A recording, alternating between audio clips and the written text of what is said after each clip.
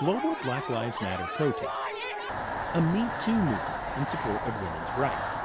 Both sprung up in the years since the last Summer Olympics, and both may influence the Tokyo Games. I think we have a perfect storm, if you will, for an outburst of athlete activism that is rooted in fighting for Black freedom and also for human rights in general. No peace!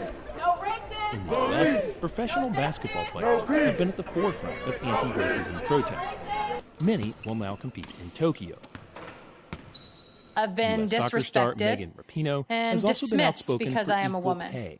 And I've been told that I don't deserve any more than less because I am a woman. Olympic protests aren't new. The most iconic was the Black Power salute by U.S. athletes Tommy Smith and John Carlos at the 1968 Games.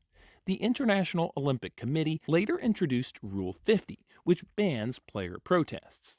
The rule was loosened this year, but IOC chief Thomas Bach recently warned against what he called divisive protests, saying the podium and medal ceremonies are not meant for politics, which is ironic given that the IOC's own website praises Carlos and Smith as legends. And they say what courage it took for them to do that. And I agree, it took a lot of courage. But they've made a new rule. Even these guidelines do not permit there to be a new John Carlos or Tommy Smith at the Tokyo Olympics. Some conservatives in the U.S. say athletes should stick to sports, but the trend is in the other direction. The Olympics is no exception.